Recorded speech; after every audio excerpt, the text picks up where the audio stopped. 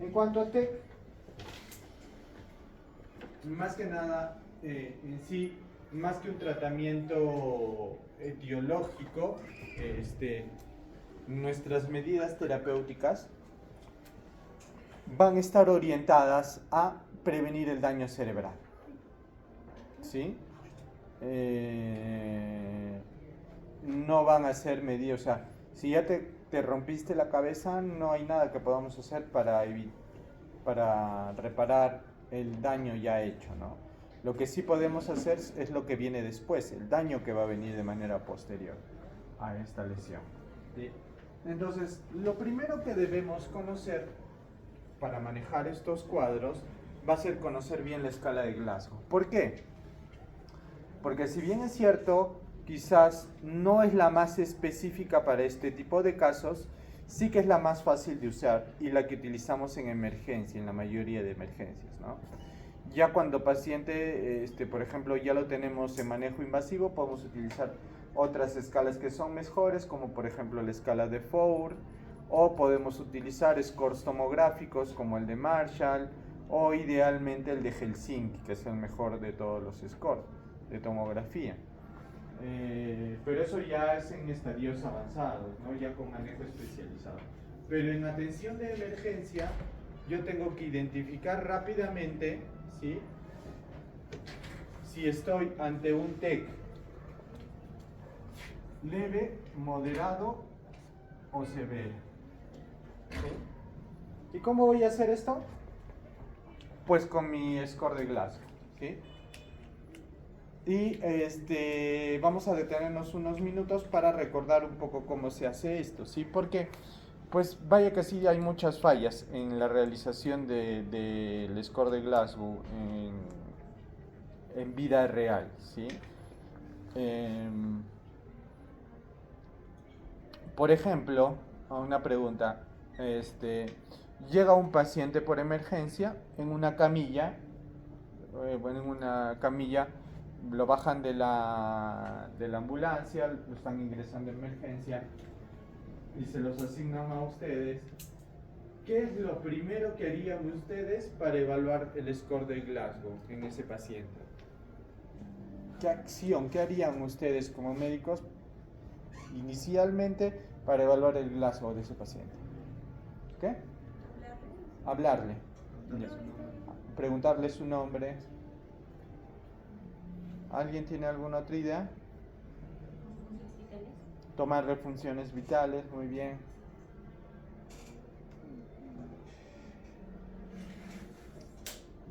O sea, específicamente para score de Glasgow, ¿sí?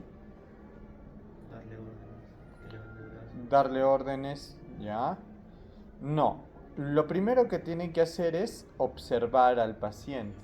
No pueden tener ninguna interacción. ¿Por qué? Porque recuerdan que el score de Glasgow evalúa estado de conciencia, ¿sí?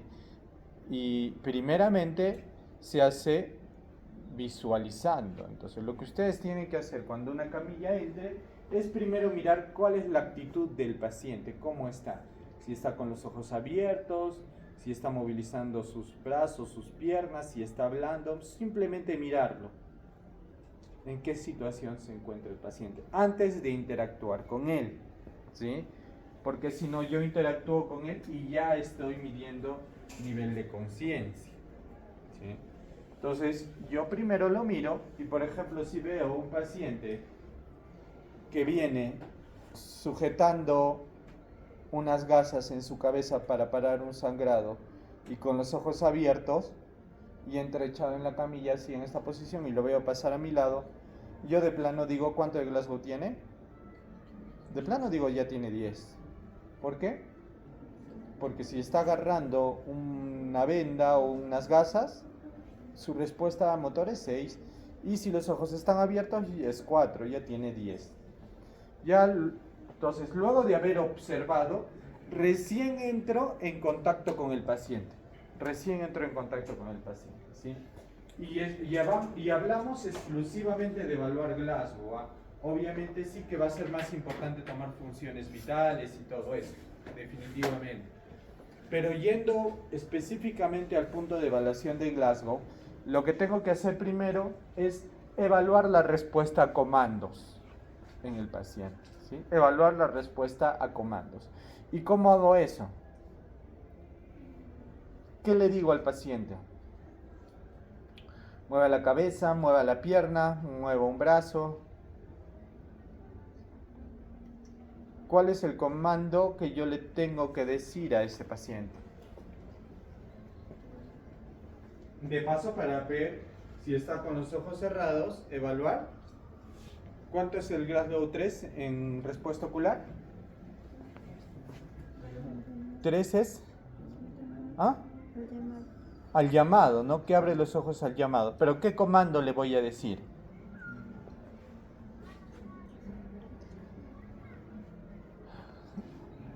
Lo que recomiendan las guías es que evalúes el movimiento del miembro superior dominante, que para la mayoría de pacientes es el derecho.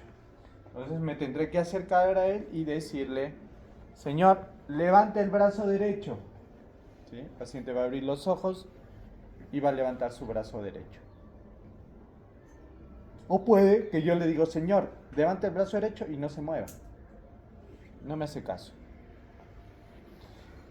Entonces, si yo le digo: señor, levante el brazo derecho, ¿cuánto de Glasgow es en respuesta motora? 6. Está obedeciendo órdenes. Pero ¿qué pasa si yo le digo: señor, levante el brazo derecho, y no me hace caso? ¿Qué tengo que hacer?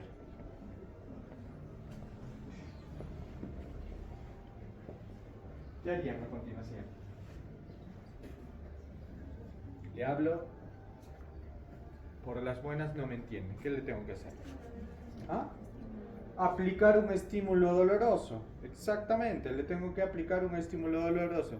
¿Qué estímulo doloroso le aplico al paciente? ¿Ah?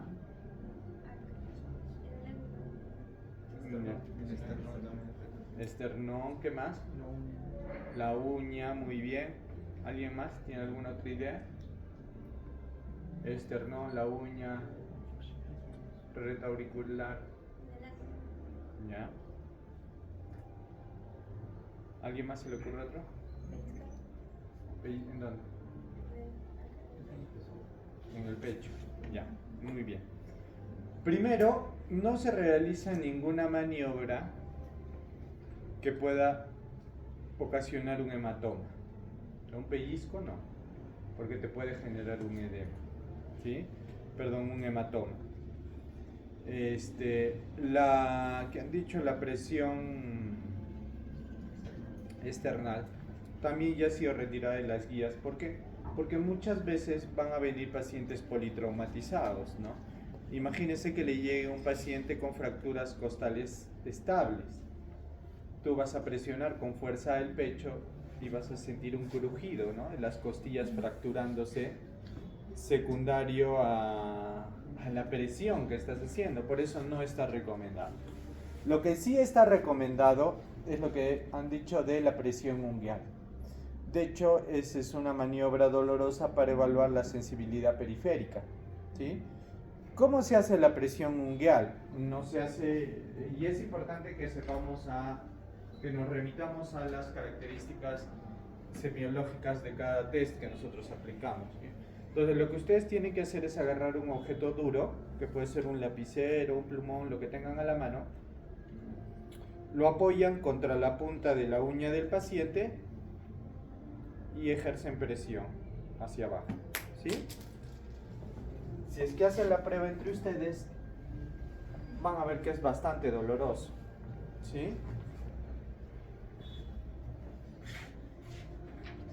Es bastante doloroso y pues voy a evaluar qué respuestas. ¿Qué otras maniobras dolorosas debo tener? La presión del músculo trapecio, ¿sí? Con mis dos dedos, primer y segundo dedo, voy a ejercer presión sobre esta zona, ¿ya? Y también me va a generar una sensación dolorosa bastante llamativa, ¿sí? El tema de la presión por debajo del oído en realidad no es tan dolorosa per se, ¿no? Si ustedes hacen la prueba de presionarse, como que no provoca mucho dolor. La tercera maniobra aprobada que digamos que figura como una de las alternativas, ¿cuál es? Habitualmente estos pacientes van a venir con collarín, sujetados, ¿no? En camilla rígida, porque es un traumatismo, ¿no? Entonces el paciente, tú te ubicas a la cabecera del paciente y con tus manos sujetas su cabeza para que no se mueva y ejerces presión con uno o estos dos dedos, así, en la cara del paciente. ¿Y en dónde pones tu dedo? El dedo lo vas a poner, obviamente, imagínense que estoy echado, se pone al lado del tabique nasal, en la fosa orbicular. Ingresan el dedo como si lo estuvieran metiendo hacia el ojo y van a presionar la parte ósea. Nosotros tenemos acá una parte ósea, no en la ceja por si acaso, dentro de la ceja. Y presionen eso hacia arriba, ustedes suave, van a sentir una molestia, una sensación muy fastidiosa, ¿ya? Tienen que ejercer presión durante 10 segundos en el paciente. Ojo, no es en la ceja, no es en el hueso, es por dentro, como si quisieran meter el dedo dentro del ojo. Y ahí hacen presión. Acá tenemos una zona ósea muy blanda que es bastante dolorosa, ¿ya? Tienen que practicar dónde se hace para que cuando tengan emergencia sepan exactamente dónde aplicar el dolor, ¿ya? Si es que se hacen, van a sentir inclusive que como que la vista se les nubla un poquito. Se aplica presión por 10 segundos y eso va a desencadenar dolor, ¿ya? Entonces, ¿qué tengo que evaluar? Por ejemplo, en esta maniobra que les he dicho, de que yo lo agarro al paciente que esté echado y le aprieto en esa fosa orbicular, el paciente, ¿qué va a hacer? Va a agarrar su mano y va a tratar de quitarme la mano, ¿no? Va a empezar a hacer este movimiento. ¿Cuánto de Glasgow es si es que el paciente logra hacer eso? 5. ¿Por qué? Porque localiza dónde está el dolor, ¿sí? O si yo le hago en la uña, el paciente con su otra mano va a tratar de quitar el lapicero que está presionando. Ese paciente tiene 5. Si este paciente que yo le estoy apretando ahí dentro del ojo, lo que hace es un movimiento de cabeza como tratando de que lo suelte, o si le aprieto en la mano la quita, ese paciente tiene Glasgow 4 en motor. ¿Por qué?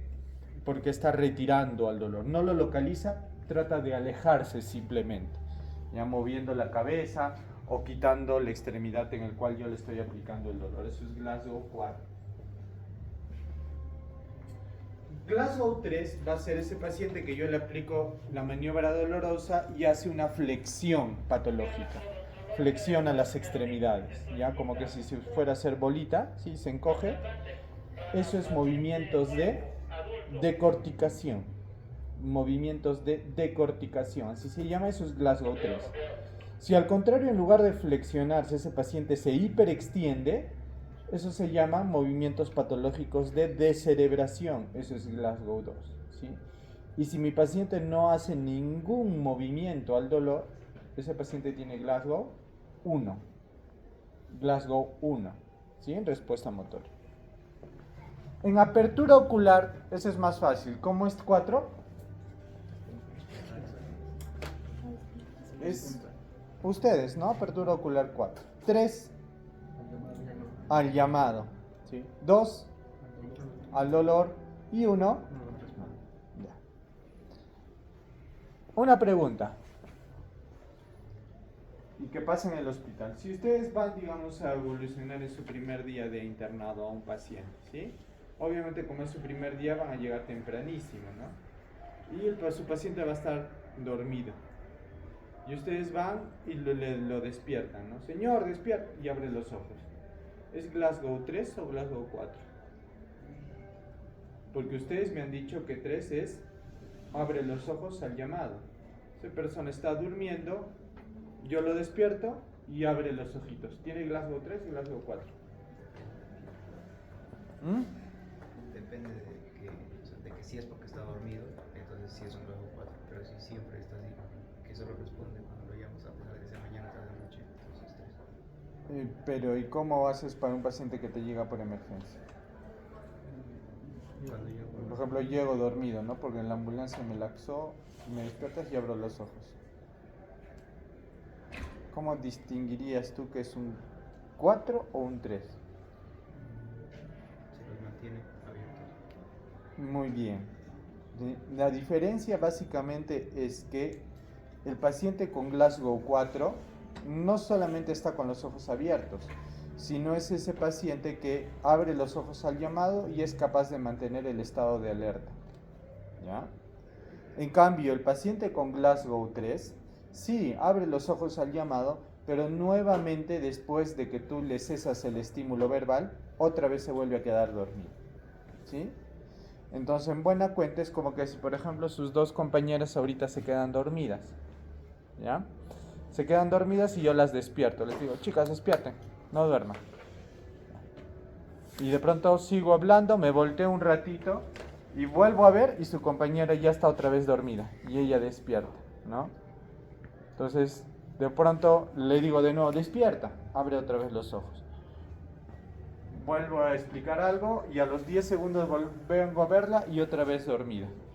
Ella está con Glasgow 3. ¿Sí? Porque sí apertura al llamado, pero no puede mantener el estado de vigilia. Eso es un 3. 2, ya saben, al dolor, y 1, bueno, no hay apertura ocular. Ahora, ¿cómo es la respuesta verbal? Y más que aprendérselo con los términos que nos ponen, es mejor que lo aprendan con un ejemplo, ¿sí? Entonces, digamos que yo a su compañera le pregunto, ¿qué fecha es hoy? Y ella me dice, hoy es 9 de mayo del 2025.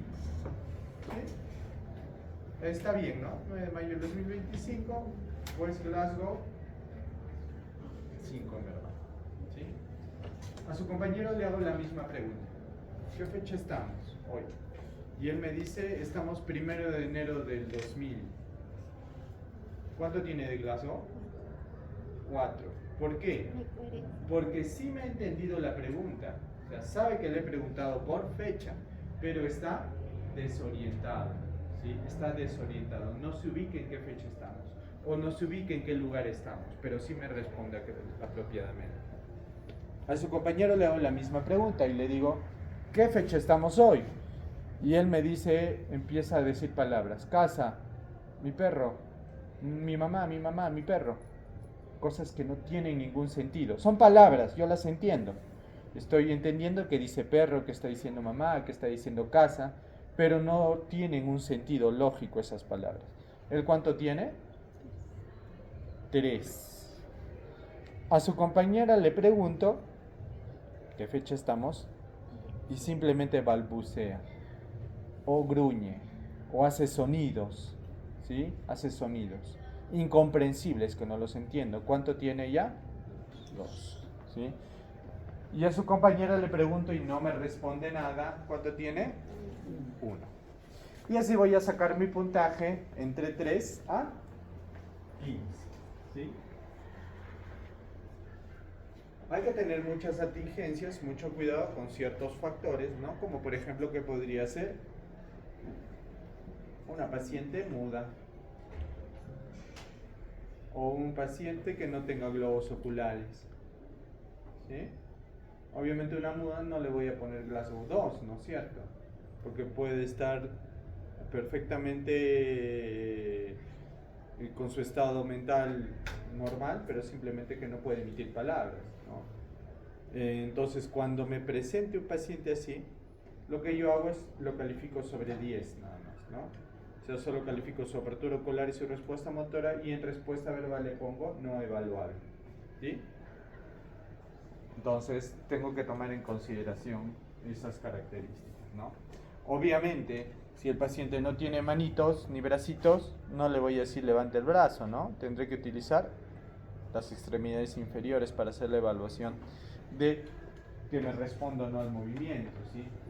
Igual, ¿no? A veces, alguna vez me ha pasado que me ponen Glasgow, retira el dolor o cosas así, y evalúan a los abuelitos, a veces a los abuelitos o a algunos pacientes encefalopáticos en los hospitales los amarran para que no se saquen la vía, para que no se saquen la sonda. Entonces están amarrados así de manos y pies.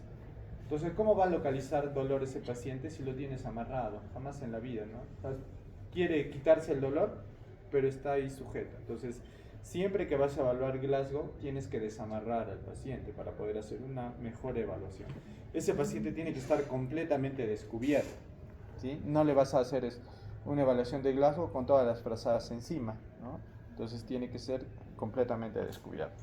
Muy bien, y ya una vez que, y ojo, tranquilamente en un caso clínico, en un examen, les van a poder poner características clínicas simplemente para que ustedes calculen un Glasgow, ¿no? Les puedo poner paciente de 20 años de edad que sufre accidente de tránsito,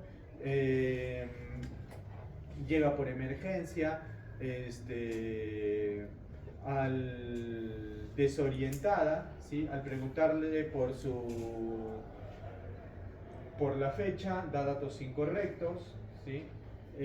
La paciente no puede mantener el estado de vigilia, solo abre los ojos al llamado y obedece órdenes simples. ¿Cuánto de Glasgow tiene esa paciente? ¿Ah? 13, ¿no es cierto? Entonces, así les pueden venir y ya calculan. Y luego, ¿qué viene? Leve, de acuerdo a las guías, es de 13 a 15. Moderado es de 9 a 12. Y severo, menor o igual a 8. Y así se categoriza. Los TEC leve. Ojo, es lo que dicen las guías, ¿ah? Sin embargo, habitualmente los pacientes con Glasgow 13 los terminamos tratando como moderados, no tanto como leves, ¿ya? De hecho, hay muchos estudios que se han hecho en los cuales los investigadores que han hecho sugieren con mucha firmeza que el 13 sea considerado como moderado y no como leve en realidad. Pero la mayoría de guías PTF, de ACS y todas las que manejan temas de tecla TLS siguen considerando 13 y 15 como leve, ¿ya? Hasta la fecha. Entonces yo voy a definir mi tratamiento, pero mi tratamiento y mi severidad solamente va a ser determinada por eso. No. Va a haber otros factores que van a intervenir en esto. Por ejemplo, yo tengo que preguntar en todo paciente en el cual haya tenido un TEC, amnesia. Si recuerda lo que pasó o si hubo pérdida de conocimiento. Por más que tenga un paciente con un TEC leve, tengo que preguntar por eso. Y si mi paciente no se acuerda lo que pasó o refiere que perdió el conocimiento, ¿qué tengo que hacer?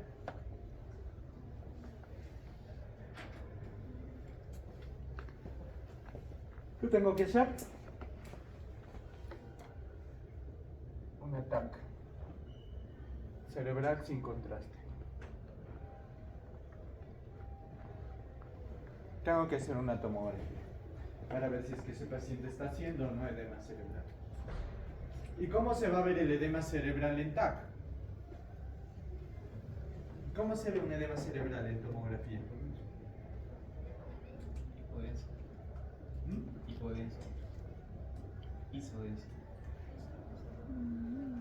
En el edema simplemente van a ver borreamiento de las cisuras y diferenciación de la sustancia blanca y sustancia gris, ¿sí? O sea, las cisuras, que son esos espacios que hay entre los lóbulos cerebrales, que son negritos, más o menos grandes, van a desaparecer. ¿Por qué? Porque el cerebro se está hinchando, está aumentando de volumen, va a desaparecer eso, ¿sí? Obviamente, si tienen una desviación de línea media, también, ¿no?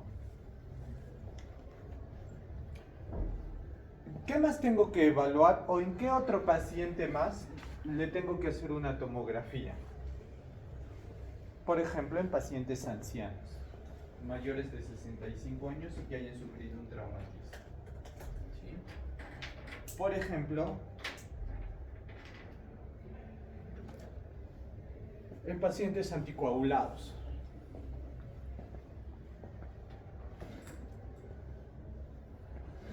Por ejemplo, en pacientes en los que yo sospeche que hay una fractura de base de cráneo. ¿En quién sospecho que hay fractura de base de cráneo? ¿Qué? Con los signos, los ojos de mapache y el de Barrow, que es... El de Butler, Butler. que es el hematoma retroauricular, y la salida de líquido cefalorraquídeo por la nariz, o por el conducto auditivo externo, o por la salida de sangre por el conducto auditivo externo. Si esos signos son característicos de fractura de base cráneo. Si mi paciente ha tenido algo de eso, por más que su Glasgow esté 15 de 15, ¿yo qué tengo que hacer? Tomo. Muy bien. Si ustedes tienen un paciente en su serum que se ha caído de su caballo, está 15-15, no ha perdido la conciencia, no tiene ningún factor de riesgo, ¿qué haría? Observamos. ¿Qué haría? Observarlo. ¿Qué más? Preguntarle que se acuerda de lo que pasó. ¿Mm? ¿Se acuerda? Sí se acuerda todo. Poniendo una vía. ¿Mm? Ir poniendo una vía. Una vía, ¿qué más? Ese es el tratamiento para los leves, ojo. Digamos un leve, que no encuentres nada, ¿cuál va a ser el tratamiento?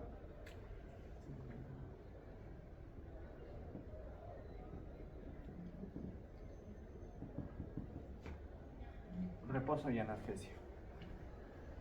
¿Ya? Que descanse, lo tienes en observación mínimo 6 horas y le das algo para el dolor. Pasado esas 6 horas, si ese paciente no tiene ninguna alteración en el estado mental, o sea, su Glasgow no disminuye o no presenta algún signo de hipertensión endocraniana, pues ese paciente se puede ir a su casa, simplemente que haga reposo y que tome algún analgésico. Ese es el tratamiento para los TECs leves, sin que medie alguna otra patología. ¿Sí?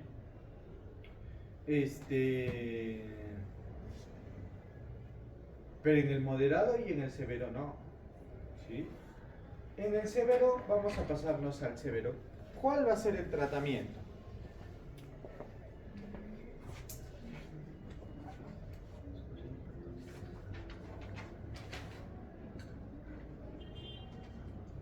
El ABCD va a ser el abordaje inicial de estos pacientes. ¿Sí? De hecho, hay una máxima, digámoslo así. Todo paciente con Glasgow menor a 8, tequeado con Glasgow menor a 8, tiene que intubarse. O sea, ¿cuál será la primera medida terapéutica en estos pacientes? Intubación. Sí, intubación. Hay que primero proteger la vía aérea. ¿Sí? Proteger la vía aérea, hay que ver cómo está respirando, hay que ver cómo está su presión arterial para igualar normalizar su presión. ¿Sí? Todos estos pacientes moderados, ¿a dónde se van? ¿A dónde? A tomografía. Todos a tomografía. ¿Ya? Ahí ya no veo si tiene factor de riesgo o no. No, todos moderado, todos tomografía. Y de ahí ya los manejo. Ahora, lo que vamos a hablar a continuación es parte del manejo para evitar las complicaciones. Esto va a aplicar tanto en el moderado como en el severo, pero en diferente medida. ¿Sí? Pero antes de pasar a eso, para que no sea tanta memoria,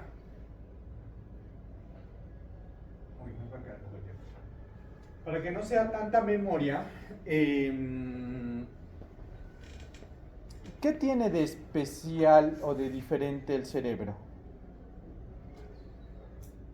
Sensibilidades que parezcan. No, alguna característica del cerebro que no tenga, bueno, mejor se los digo. El cerebro tiene un continente rígido. Es el único órgano de nuestro cuerpo en el cual tiene un continente rígido, o sea que está envuelto en un continente duro, ¿sí? Si mi hígado se me inflama, me pongo panzón, ¿sí? Si mi corazón aumenta de tamaño, se puede distender la cavidad pericárdica hasta cierto límite, ¿sí? Pero por más que empuje, la cabeza no se me puede hinchar, ¿sí? Entonces estamos ante un compartimento rígido. Por tanto, al ser rígido, ¿manejará bien las presiones? No, maneja mal las presiones, ¿no? Entonces ahí viene lo que se llama la teoría de Monroe-Kelly. ¿Sí? La teoría de Monroe-Kelly, ¿qué dice? Que el cerebro, con la finalidad de mantener sus presiones, utiliza un fenómeno fisiológico en el cual la cavidad craneal está compuesta de 3 compartimentos. El primero es la masa encefálica, el más grande, el líquido cefalorraquídeo y los vasos sanguíneos con sangre, tanto arterial como venosa. Esos 3 componentes interactúan de modo que si aumenta el volumen en los demás disminuye. ¿Para qué? Para mantener presiones estables. Porque si aumenta la presión, el cráneo no se puede distender. Por tanto, lo que se acorta, ¿qué es? La sangre y el líquido cefalorraquídeo. Igual, si el líquido cefalorraquídeo aumenta mucho, lo que disminuye es la masa encefálica, ¿sí? Entonces, se trata de compensar con el mecanismo de Monroe-Kelly. Eso es lo primero que debemos recordar para ver el tema del tratamiento. Y lo segundo que quiero que recuerden es, ¿qué necesita un órgano para funcionar? Para que un órgano funcione, ¿qué necesita? Oxígeno y glucosa. ¿Y cómo llega el oxígeno y la glucosa? Por la sangre. Entonces, un órgano tiene que estar bien perfundido. Exactamente. El órgano tiene que estar bien perfundido. Y por tanto existe algo que se llama la presión de perfusión. La presión de perfusión es la fuerza con la cual llega la sangre a un determinado órgano. ¿Y esto yo lo puedo calcular? Sí, lo puedo calcular. ¿Y cómo se calcula la presión de perfusión?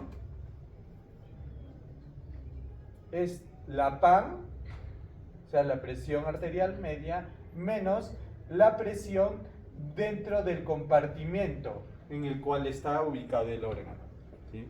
Entonces, por ejemplo, si yo quisiera calcular, me invento, la presión de perfusión del riñón, ¿cuánto sería? La PAN menos la PIA, la presión intraabdominal. Si yo quisiera calcular la presión de perfusión del pulmón, ¿cómo la calcularía? La PAN menos la presión intratorácica, ¿sí? Entonces, para calcular la presión de perfusión ¿de quién? De lo que nos compete hoy, cerebro, ¿cómo será? La PAN menos la PIC, la presión intracerebral. ¿Y cuánto es normalmente la presión intracerebral? ¿Es fija? Idealmente sí, debería mantenerse en valores fijos entre 10 y 15. Entre 10 y 15 debería mantenerse idealmente, ¿sí? La PIC. Entonces, ¿a mí me conviene tener buena presión de perfusión o mala presión de perfusión? Buena, me conviene mantener valores estables de presión de perfusión. Pero, ¿qué ocurre si hay un traumatismo encefalocraneano? ¿Qué va a haber? Va a haber edema, puede haber un hematoma que me cubre espacio, y eso me va a llevar ¿a qué? A que la PIC aumente. Y si aumenta la PIC, ¿qué va a pasar con la presión de perfusión? Va a ser, obviamente va a ser menor, ¿no? Porque si aumenta obviamente el resultado va a ser menor. Esa es la segunda cosa que tienen que saber para entender el tratamiento, ¿sí? Entonces, ya vamos a empezar a cómo manejar a las medidas de neuroprotección, que son súper importantes. Entonces, ¿cómo haría para evitar de que esta presión de perfusión baje? Mirando la fórmula. ¿cómo yo puedo hacer para que esto está alto? Yo no quiero que esto baje. ¿Qué tendría que hacer? ¿Qué tendría que pasar para que esto se mantenga normal? Disminuir la pica. Muy bien, aumentar la presión arterial media. Y efectivamente, eso es una medida terapéutica. Mi paciente tiene que tener PAN elevadas. ¿Sí? ¿Para qué? Para que si se aumenta la PIG, yo aumento la PAN, por tanto mi PPC se va a mantener estable. ¿Sí? ¿Y a cuánto la tengo que llevar? En caso de traumatismo vértebro-medular, todas las guías coinciden en que como mínimo 85. En TBM, como mínimo 85. ¿Sí? Y en TEC hay mucha diferencia entre guía y guía. En promedio se recomienda que mantengamos PAN entre 75 y 85. ¿Sí? Entre 75 y 85. Y otras guías recomiendan que la PAS esté como mínimo en 110. La presión arterial sistólica como mínimo en 110. ¿Sí? Entonces, yo les hago una pregunta. Si tienen un paciente que les llega en emergencia con presión de arterial tequeado, obviamente, y con presión arterial de 170 a 100. 170 a 100, ¿ah? ¿Le damos tratamiento para la presión o no? Ah, y es hipertenso, por si acaso.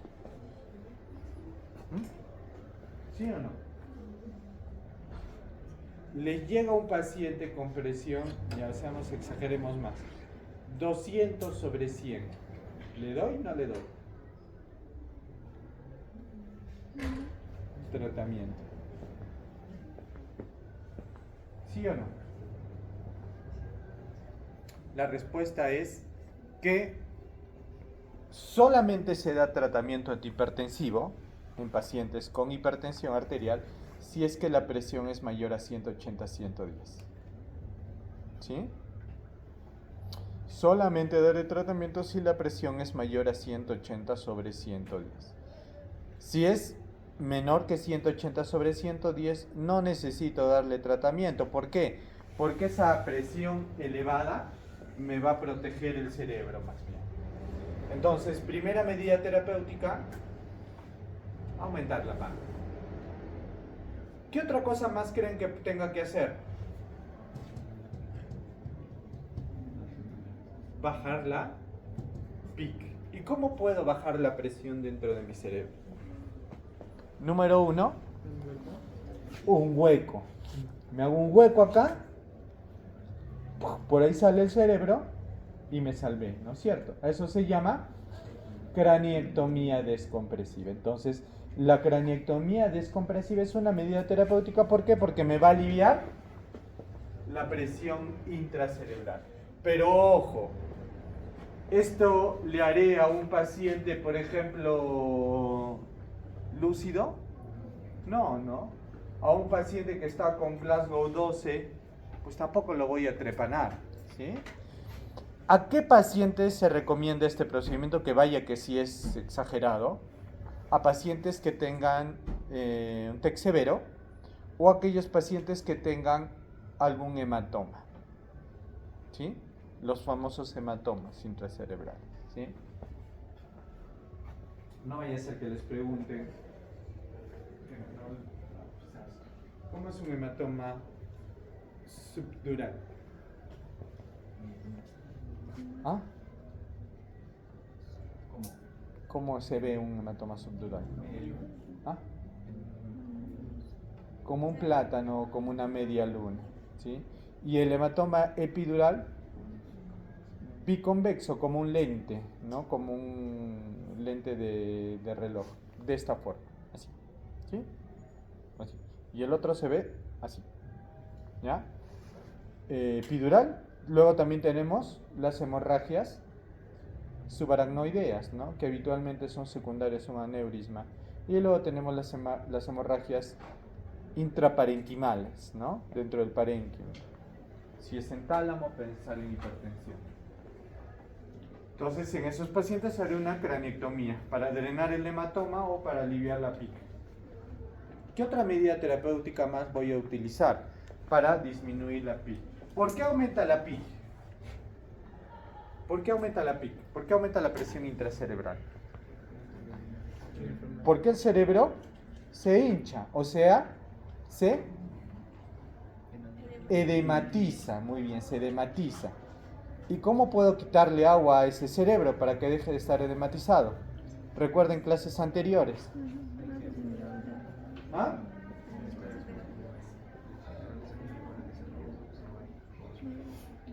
¿Por qué? Osmolaridad, ¿sí? Entonces, ¿cómo tiene que estar la osmolaridad en mi paciente? Elevada, aumentada, ¿para qué? Para que jale agua. Pero, ¿aumentada hasta cuánto? No más de 320, ¿sí? Osmolaridad sérica elevada, pero no mayor a 320, ¿sí? ¿Qué más? ¿Quién maneja la osmolaridad? El sodio. Por tanto, ¿cómo debería estar el sodio? ¿Normal o elevado? ¿Sí? Por ejemplo, la guía de la ACS dice entre 135 a 145. Y la guía de la BTF dice, oye, puedes darle hasta 150 inclusive. O sea, hipernatremia. Es mejor, más seguro. ¿Sí? Muy bien. ¿Qué más puedo hacer para bajar ese edema cerebral? Dar medicamentos hipertónicos para que ese tono incrementado jale agua. ¿Y qué alternativas tenemos? Mannitol y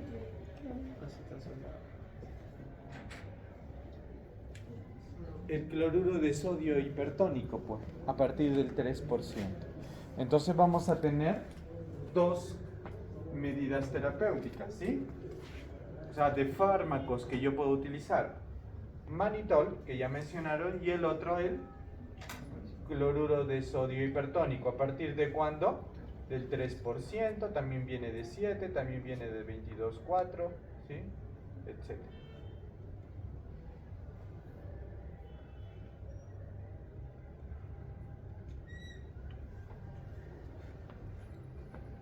Tenemos esas dos opciones. ¿Cuál debería usar?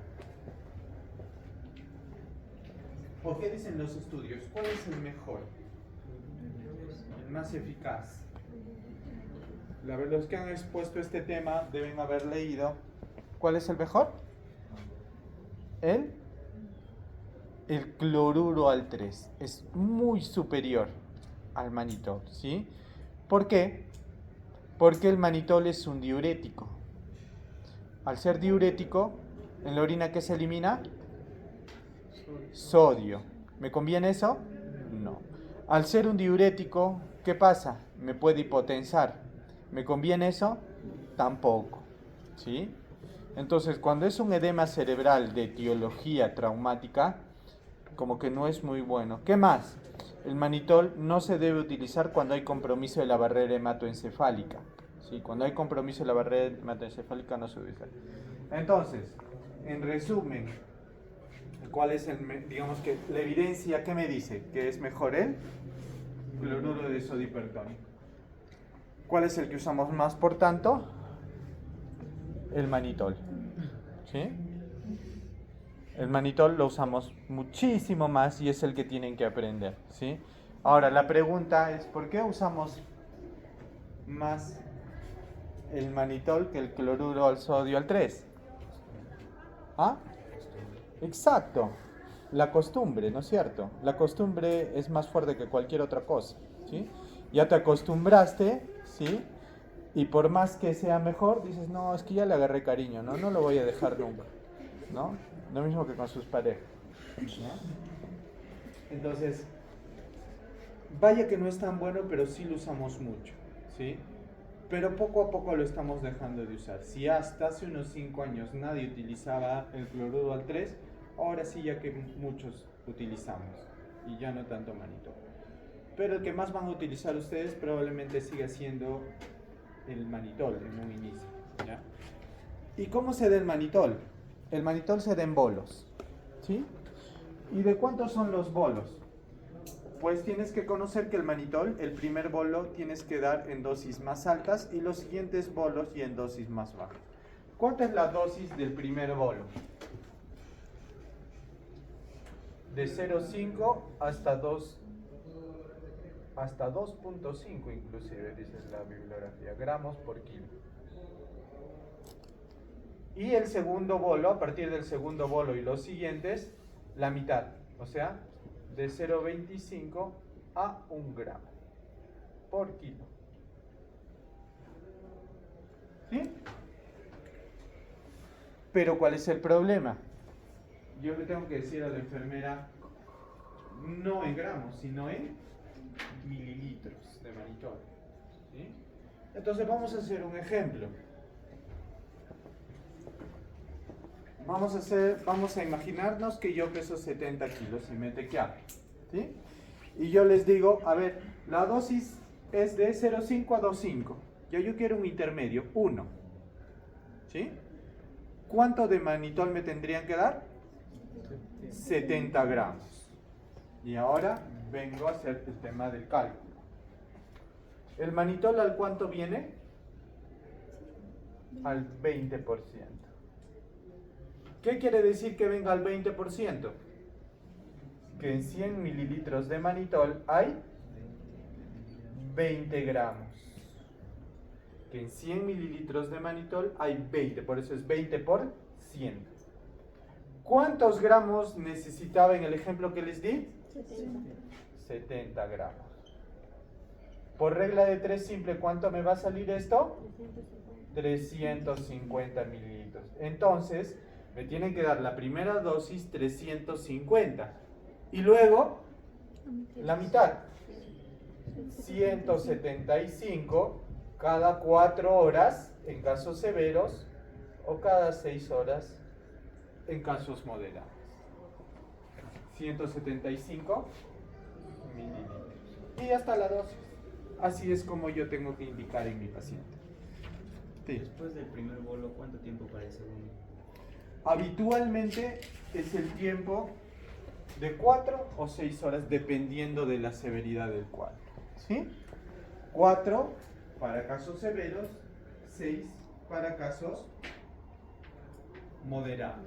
¿Sí? Así se calcula el manitol. ¿Sí? Ojo, les van a preguntar en mililitros, ¿ah? No les van a preguntar en gramos, por si acaso. ¿Ya? Me refiero en el hospital, porque en el examen dudo mucho que venga así. ¿Ya? Va a venir algo más sencillo. Ahora, el cloruro al 3, ¿cómo lo administramos? 1.5 mililitros por kilo. 1.5 mililitros por kilo, más sencillo. Pero sin excederme los 10.000 equivalentes al día. No me puedo pasar de 10. Doctor, ¿y cómo calculo eso? Porque yo no puedo calcular en mil equivalentes, yo tengo que calcular ¿en qué? En mililitros. A ver, ¿cuántos mililitros tengo que darle en un día? ¿Y cómo calculo eso? Con fórmula de Adrogué, ¿no es cierto? Con la fórmula de Adrogué me va a salir cuántos mililitros. Entonces, para que vean que en edema cerebral también tienen que utilizar fórmula de Adrogué. ¿Ya? Muy bien. ¿Qué otra cosa más yo puedo hacer para disminuir la PIC? Elevar la cabecera del paciente. ¿Sí? Cuando tú estás a 180, aumenta la presión intracraneal. Cuando elevas un poco la cabeza, baja. ¿A cuánto se recomienda? 30 grados. 30 grados de elevación de la cabecera. ¿Sí? ¿Qué más tengo que hacer? Tengo que evitar cualquier cosa que irrite al cerebro. ¿Qué irrita al cerebro? Número 1, la fiebre. ¿Sí? La fiebre. A ver ustedes que ya, me imagino ya alumnos de sexto ya por lo menos saben recetar paracetamol. ¿Sí? ¿A partir de qué temperatura a mí me darían paracetamol? ¿Cuánto tendría que tener yo de fiebre para que ustedes digan, sí, y ahora sí, paracetamol?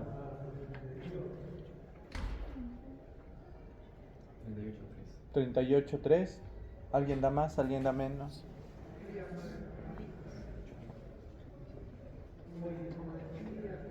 38.5.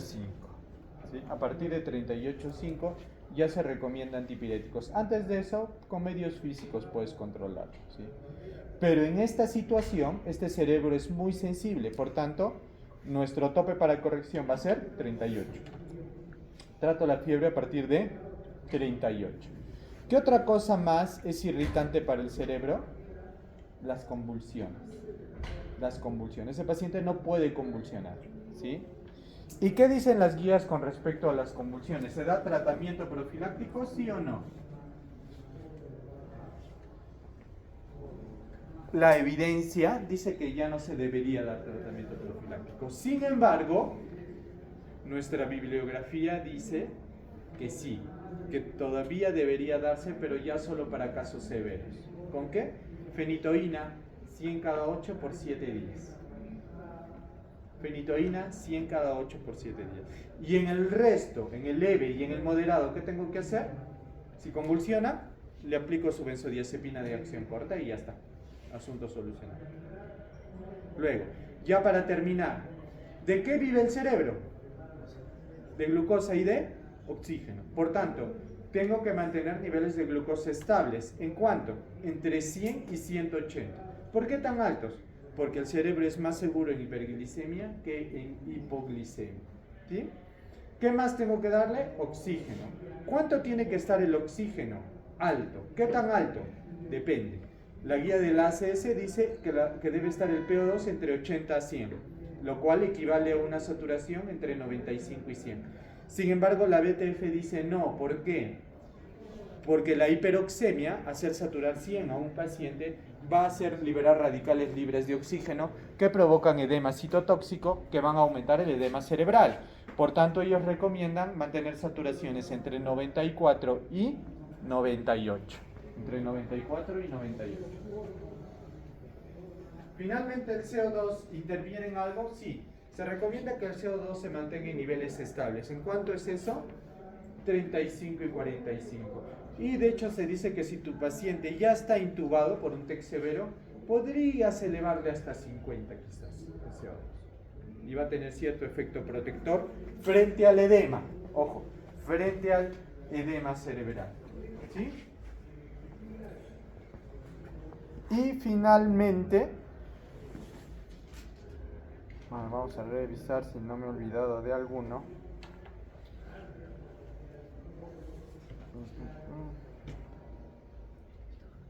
Sí me olvidé de alguno. La volemia, ¿sí? La volemia del paciente. El paciente no puede tener hemoglobina menor a 7. No puede tener hemoglobina menor a 7. ¿Sí? Y ya para terminar, corticoides. En cuanto a los corticoides, es preciso que les diga que TEC están prohibidos. ¿Sí? Pero en traumatismo vertebromedular no hay evidencia que apoye su uso. Sin embargo, en nuestra bibliografía, el Washington, aún sigue figurando. Entonces, si les preguntan por corticoides en TBM, sí tienen que decir que sí se usa. Ojo, en TBM. Pero muy pronto ya saldrá una actualización y ya lo van a quitar. ¿Qué corticoide se recomienda? Metilprednisolona. ¿Qué dosis? Una dosis inicial de 30 miligramos por kilo y luego le continúo con una infusión. ¿Cómo preparo esa infusión? 5.4 miligramos por kilo por hora de metilprednisolona por 23 horas, ¿sí? Para completar un día de tratamiento. Plan B a eso es la dexa. La dexametasona de 6 a 10 miligramos en dosis inicial y luego continúo con una dosis de 2 a 4 miligramos cada 4 a 6 horas, dependiendo de la severidad del cuadro. Cada 4 si es muy severo, cada 6 si es moderado. Muy bien. Ya yendo específicamente a TBM, recuerden el tema de la inmovilización, que ese paciente hay que ponerle su collarín rígido, que la cabeza no se puede mover, el tema de la estricación, de la camilla rígida, cómo trasladar a ese paciente apropiadamente. Y quizás lo único en lo que es de la parte terapéutica que tienen que recordar es el shock neurogénico. Porque el shock neurogénico es muy frecuente, sobre todo cuando hay TBM por encima de C5, ¿sí? A nivel de columna cervical. Un traumatismo me puede llevar a un shock neurogénico. ¿Cómo identifico clínicamente un shock neurogénico? ¿O cómo lo diferencio? Porque puede ser que un paciente pues me venga con un TBM y también con una rotura de víscera hueca y bien hipotenso. Y yo me preguntaré, ¿esa hipotensión es por shock hipovolémico o por shock neurogénico? ¿Cómo sabría? Sencillo, que el shock neurogénico es el único shock que viene con bradicardia. El shock neurogénico es el único shock que viene con bradicardia. ¿Y cómo trato ese shock? ¿Le doy volumen? ¿Le meto cloruro para que suba un poquito la presión? Un litrito. No, porque en estos casos el shock no se debe a pérdida de volumen, se debe a pérdida del tono vascular. O sea, los vasos pierden su tono, se ensanchan y la sangre se queda emposada afuera. ¿Sí? Se queda emposada y no regresa. Y al no regresar, ese paciente entra en shock. ¿Sí? Entonces, ¿qué necesito dar inmediatamente a ese paciente? Vasopresores. ¿Qué vasopresor? Noradrenalina de primera línea. De segunda línea, dopamina.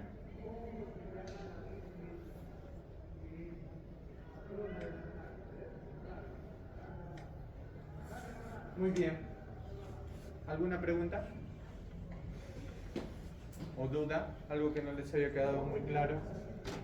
¿No se indica protección gástrica? Sí, se indica protección gástrica en TEC y en TBM, y me olvidaba de decirles en TBM tromboprofilaxis, ¿ya? Porque estos pacientes tienen un riesgo muy elevado de desarrollar trombosis venosa profunda o tromboembolismo pulmonar, entonces hay que dar anticoagulación profiláctica. Habitualmente, ¿con qué anticoagulamos profilácticamente? Con heparinas de bajo peso molecular, enoxaparina 1 miligramo por kilo cada 24 horas. Normalmente entre 40 y 60 miligramos por kilo, ¿sí? Para anticoagular el paciente. ¿Alguna pregunta más?